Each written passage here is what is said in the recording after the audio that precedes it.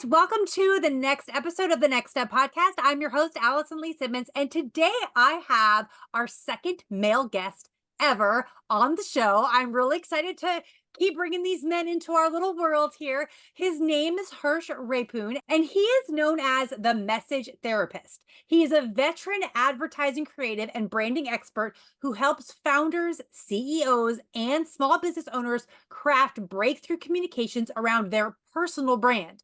Hersh is the author of the book Selling the Truth, which is coming this fall. Is that correct? Yes, correct. Well, welcome to the show. Thanks, Allison. It's awesome to be here with you. Let's talk about how you became the message therapist. Did you come up with that name, or is that something that sort of developed over time? Well, I give credit to there's an ad man. His name is John Follis, and John was a guest on my podcast, Yes Brand, and we were talking about working with clients, and he was saying that he does a lot of marketing therapy with his clients, and he doesn't work from the brand or the messaging side. He's working on the advertising and on their marketing campaigns. I work primarily with personal brands or small businesses. But nonetheless, I was like, well, I feel like I'm the message therapist, but I want to make sure that it's okay to use it, because I don't want to like encroach on your therapy, your version of therapy. And he said, no, absolutely.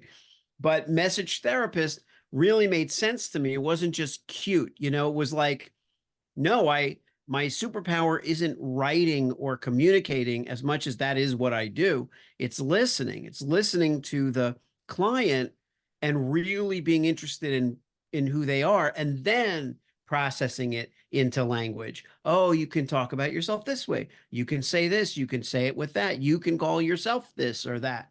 I have an ear for that. But listening is the most important part.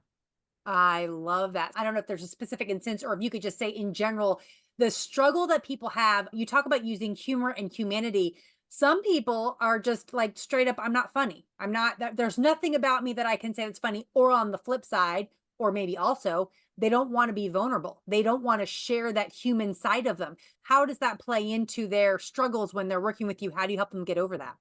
It's interesting that you asked that because some clients specifically come to me because of the humor element, because it's something that they're uncomfortable with and they want to overcome the fear. And they know that, in the past, I actually had trained people how to do stand-up, and I coached people who were I had business partners who we all did like a year of stand-up comedy, open mics and shows and things, and they had never done it. And it was a process of their getting comfortable. And now, they can be public speakers, and it lends itself to so much. Other people where it's just about being themselves, and the language that they use to communicate will come from that.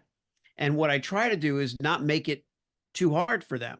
Like I said, it's like therapy. I'm going to ask them questions. They're going to talk about their lives. They're going to talk about stuff.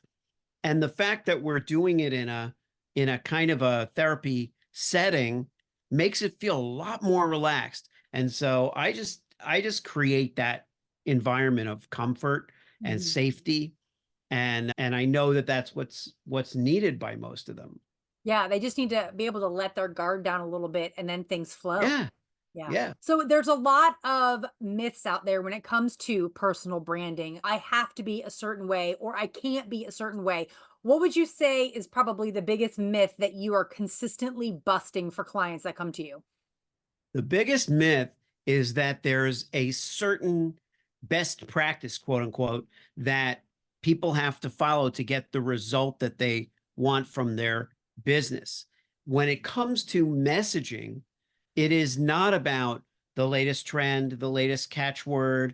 We have to have this. We have to have authenticity. That's a ridiculous word because obviously we have to have. What are we supposed to have? Synthetic, communications. Like what are we supposed to do? Be totally fake and full of it? And like what is that? Like what's the alternative to being authentic? But what I think we can take away from it is, there isn't a formula in the sense of I'm going to use all the data and I'm going to use this and I'm going to use science, and all those things are tools. AI, for example, great tool, But if you don't figure out who you are first, Yeah. then none of it matters. Right. So that I believe that it's like some people will say, oh, well, for attorney, you can only do this. For an accountant, you can only do this. And I'm not talking regulations. Obviously, there's regulations for marketing and there's common sense.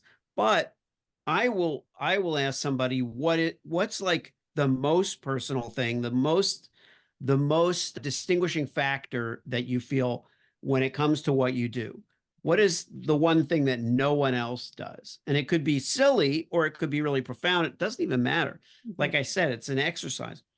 But quite often, that's where I will start because that one spark that sets them apart is possibly the key to the entire branding success. That's what they're going to unlock. So I'll just say my degree is in math and physics. And so when you say there's no formula, you break my heart. But I get Ah, it because the fact of the matter is that I formulate everything, everything. And to an extent, it has been my downfall because I have loved to make formulas of everything. And I'm like, you can't control human behavior that way. And yes. so I love that you're busting that myth because I have found that to be true just in the years that I've been in the online space, my own brands as well as working with clients. And I have three remarkably different clients right now. They literally triangulated in terms of their super professional, super hysterical gag gifts. And then over here, I have an e-commerce business that's like they don't want to be personal. It's 100% brand company. And so I'm dealing with all three and I'm like, I can't apply the same principles to any of them.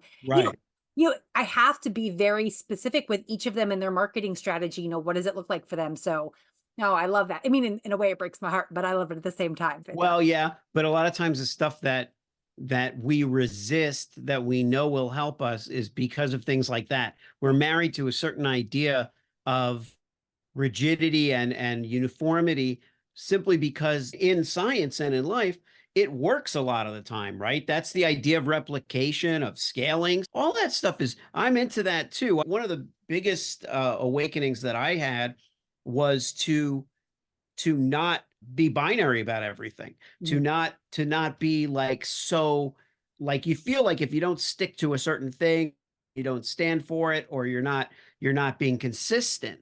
What we don't realize is that malleability is not inconsistency. Malleability, adaptability is a quality that allows us to get out of our comfort zone and try the right thing versus the comfortable thing. Oh, So yeah. that's so now I live by that because I feel like, and there's a binary in that too. I'm sticking with the idea of being flexible. But I learned, and trust me, I have 5 kids. So I don't know Me how many too. you Me have. too. Oh, I you have have 5? five. So I have gone through the adaptation process of Oh, yeah. of like this one's not a sleeper. This one, this, every other kid Oh, seems to have different sleep habits. oh my gosh. Yeah. If nothing else, having five children is a micro experiment of how the same environment with the same instructions yields completely different results depending Right. on the personality. So, Right. It yeah. defies the laws of scalability, Heck yeah. Oh my parenthood. gosh. I absolutely love that. So, okay, so let's go back to this idea of personal branding because you talk about how this branding is deeply personal. Like you have corporations, we have Nike, we have Uber, we have Pepsi, we have all these big corporations, and yet even they have to find a way to personally reach people. How is that different than somebody who's building a personal brand reaching the masses? It's almost like, the opposite is happening. So how does that work? Well, what's interesting about that dynamic is that I believe all branding is personal. So even if you're branding Pepsi, for example, you're creating a bond, you're creating a unique bond with the customer. But what I have found is that what they're doing is they're bonding customers together. In other words, they're uniting people behind an idea, Uh-huh. right? So they're creating a product for like-minded people. And there really isn't a difference then if you're a person and you have a set of values. The only difference is the product or service that you're providing. But ultimately, it's about humans connecting. Mhm. People feel very connected to Apple. People feel like they know Steve Jobs. They know who he was. You have people that represent the brand to you. Yeah. And so even with the biggest brands, with Nike, it happens to be, athletes. But the bottom line is people will find people to connect to no matter what the product is. And so I find that the main difference for me is that I get to work more directly people to people. But in terms of the helping brands, it really isn't all that different. And we're joking about scaling, but it's a similar thing. If they know that a certain kind of person will respond to a certain kind of advertising, a certain kind of product, why won't, as long as the market can accommodate it, why won't they just, replicate that with 1 million people and sell 1 million shoes versus 100,000 shoes? Oh my gosh, so funny, just going back to Apple. We are, diehard Android lovers in our I say our house, we're in an RV, and yet my, family, they're all Apple people, and they are furious that we won't transition to Apple. I'm like, "No, I am Android for life," for no reason other than I'm comfortable with my Android, and I'm not gonna get on the Apple Right. bandwagon. It's just so funny that is that you're right, that's the brand that people who are Apple lovers, oh my gosh, all day, every day, and they can't understand why other people don't do it. I almost feel like I'm just doing it to be rebellious. Purely, it's Yeah. nothing to do with technology. It's all about being rebellious. But and it's so funny. I'm even thinking about being rebellious. Back in the day, many moons ago, when I was in college, I actually worked for Red Bull as an on-campus representative. And they gave me a bag. And it was when Red Bull was just getting out there. They were just starting and launching their company. To that makes me feel really old. But the idea was is they gave me a bag, a cooler full of Red Bulls, and they were like, "We want people to either love us or hate us. So when you talk about Red Bull, when you're passing out samples, I want you to use language that is going to get people really talking about like you have to try this. It is going to make a difference or whatever." And then it either works or they're like, "Oh, it tastes disgusting. I'll never drink it again." Like you want them to do one or the other because if we can get kids on college campuses almost fighting over this brand, it'll help our name get out there more. And Right. it's so funny because their whole campaign was built on creating controversy over their brand. And that was the beginning of how they started building it. And maybe that was only on college campuses. That was just the way I was trained to promote their brand. But I find that fascinating. Yeah.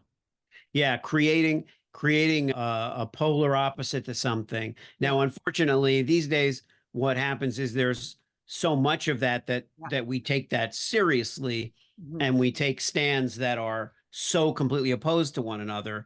It would be great if it was just about an energy drink or something Right. The about that. flavor. That would be great if it was just products that we were fighting about. It's true. But These days with cancel culture, you have to be very careful yeah, what controversy you start. but Absolutely. it's a great example Yeah. of how, like Coke versus Pepsi and Yeah. taste tests and, Yeah. the other brand will do, that makes perfect sense. You need something to compare it to if you're going to love it or hate it, right? Yeah. Yeah. So let's bring a little bit more of this humor into it. So how did stand-up comedy meld into a business? Was it just something that you did on the side? Or like how did all this come in? It was intended, I think, when I was in my early 20s, and I went to School of Visual Arts in New York, and I was living in New York, and I got a job in advertising, but I still started doing stand up, and I mean, it was in the heart of like the stand up scene, and so it was like I had to take advantage of it, and I started doing it. It didn't have anything to do with work. It was like I would leave work, I would change, I would go do stand up. It was only when being on sets and being involved more in production and things like that where I would start to do a little bit of acting or a little bit, it started to blur a little bit. Or I was just funny. I was funny in meetings. I was funny at dinners. And, there were probably a lot of clients that I signed over the years just because I was funny. Right. You're Not making that them they laugh. weren't, not that they weren't happy, but it was just fun. It was just a good, I would do do impressions of them or whatever it might be. So it started to blend, but not in any formal way. And I think what happened over the years was I just started to feel like maybe the actual stand up isn't exactly be all end all of it. Maybe the goal isn't to do anything in particular with stand up. Maybe it's about bringing humor to the brand. I learned a long time ago not to separate the two too much. Like Mhm. I went to one event where I was brought in to speak during the day, but the night before they hired me to do comedy. And then when they introduced me to do the talk, which was not funny, was not Right. supposed to be funny, they said, "Oh my God, I saw this guy last night. He's hysterical. He's funniest guy. He does this and he does that. You're gonna love it. Here he is." And it was like, yeah, but this is not my stand-up set. Right. So that the expectations were set. Now I realize I would just do one thing Mhm. and combine the business and combine the humor and do that presentation, but have it be a really, really funny presentation and just leave it at that and give people the 100% full picture. Yeah. And how Interesting. much more memorable are your actual business talks and lessons because they're mixed with humor?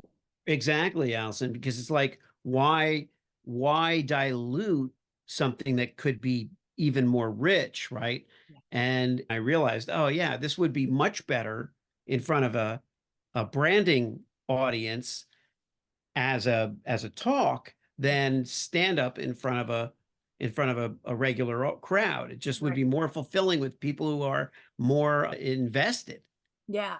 in the subject. And isn't that amazing how your natural strengths, you embrace them and it's made your business that much more fulfilling and rewarding and valuable to the end user in the Yeah. end. So I just think that's Yeah. absolutely fantastic. Oh my goodness. Okay, let's talk about people who want to distinguish themselves from the masses. So we know, when it comes to everyone's big complaint when they're starting a business is the market is saturated. And it's true. Market is saturated everywhere. And so if somebody, whether they do it with humor or whether they do it, we talked about this a little bit earlier with making yourself distinguished, what makes you different? And in some ways, even what makes you different, somebody else has that too. What do you think is the biggest piece of advice that you would give someone if they're trying to really distinguish themselves in a market that, let's just be honest, is saturated? Yeah, I go back to the to that more personal stuff. I think a lot of times when we talk about like the why of everything, the Simon Sinek stuff, and what's your why? Mhm. That's supposed to help us figure out whether we're in the right business or the right niche or something.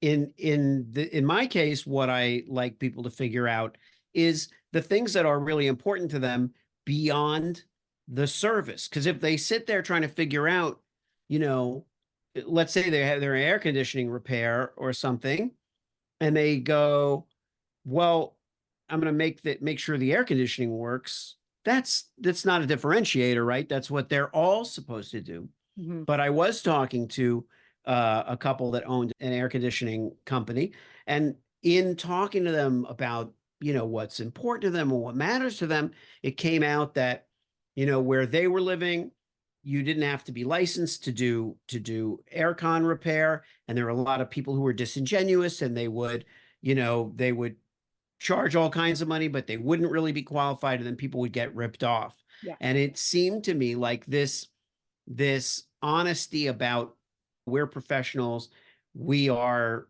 the right people for the job, and we're not going to let anybody get screwed over. Mhm. That all of a sudden became a differentiator because it was speaking to a problem that existed in their area that had to do with who they were and how they really empathized with people who were getting ripped off by amateurs. Mhm. And that's a distinguishing factor that not everybody would resonate with that. So to me, it's like that that thing was related to their business, but they hadn't thought of it as something they would use in their advertising, Mhm. you know. But ultimately, it started to take shape.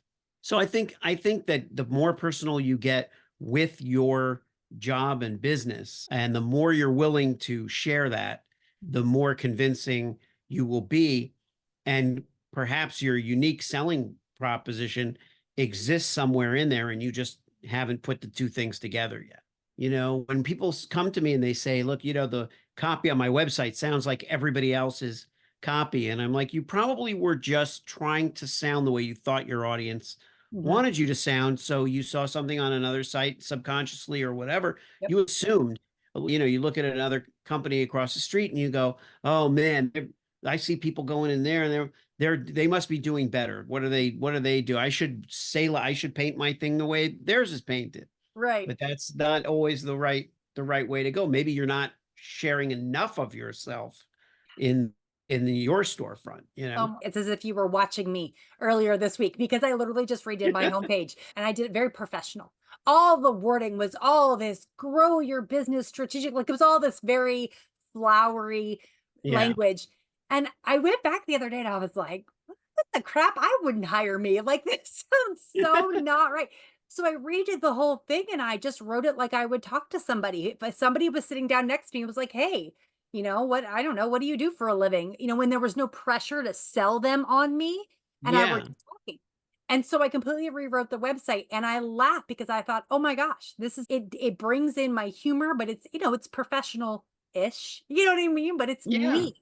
And it doesn't suggest that I'm not good at what I do, but you know, it's a personality. So I think that's just so funny because it's like you were peeking, you saw what I was doing this week. Yeah, that's funny, but I totally get it. I Yeah. totally get that. I think sometimes we have to go through that first draft of being oh so professional and perfect, and then go back and Oh be yeah, like, okay, put my personality in here, take out this crap here. 100%. I mean, the first draft will usually suck. It's just not. It's it just is what it is. You know, and we can even as a writer, what often would happen to me is I'll write something and read it and go, oh my God, this is great. And then, you know, send it to the client Yeah.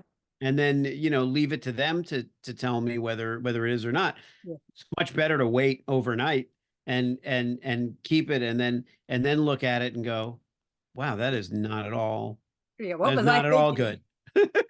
So funny. I love it. Well, You know. speaking of writing, let's talk about your book. We're going to close out. Tell me about the book that is coming out this fall. What's it about? Who's it for? All the things. So my book is called Selling the Truth.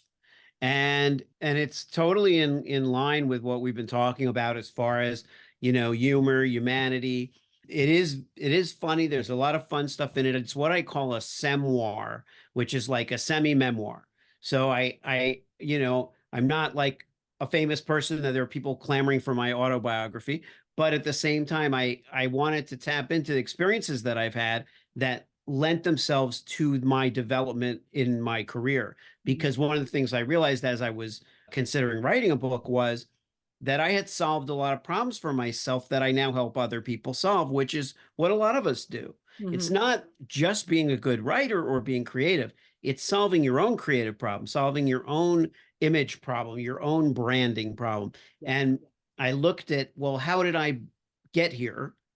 And and it's for people who are either starting out in their career or they are at some kind of plateau or crossroads.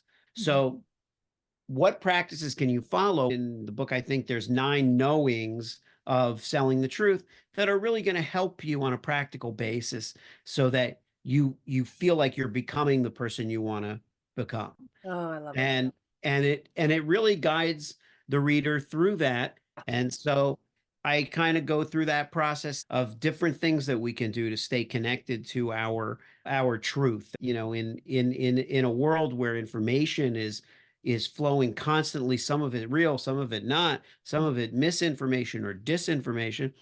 And it's like, well, how do you even figure out what's true? And Mhm. I go into that also. And of course, comedy. I go into comedy and how we can use it and how we should wield that Ah, that tool, you know. fantastic. I love it. So where can they find you? Can they pre-order this book?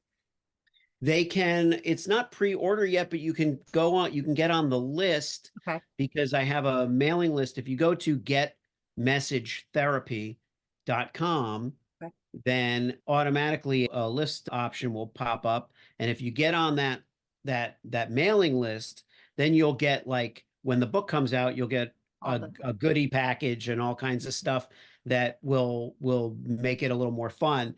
But you'll also get updates on you know the publication date. It'll be through Leadership Books is the publishing company. I'm figuring the fall, like September, sometime in September. Gotcha. Okay. And then what if somebody wants to work with you? How do they find you?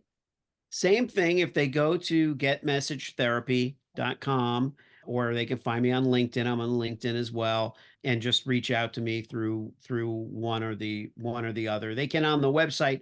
They can just schedule a discovery call, and they'll get a little questionnaire. My questionnaires are fun. I like doing that with people where I give them an intake form when they start working with me, Mhm. and we kind of touched on this a little. Sometimes people will just open up in those Mhm. forms, and and maybe it's the questions, which are pretty innocuous. It's not like intimidating in the least. They just, people are ready for that kind of connection with their audience, which means that I'm the kind of the first stop. They're opening up with me. And Yeah. I find some beautifully like communicated stuff in there. Oh, I love that. That's Yeah, really yeah. fantastic. Well, thank you so much for being on here today. I think this was a very appropriate time for me to have this conversation with you. I've always said that doing interviews on podcasts is like getting free coaching. So I'm just going to keep doing it because, Oh, I for get sure. affirmed. I'm glad, Allison. It was a real pleasure to be here. Well, yes, thank you. And I'm going to make sure that those links are in the show notes so you guys can find Hersh and follow him and laugh your way to better messaging with the message therapist. And right now, you all need to go out there, make a plan, take action.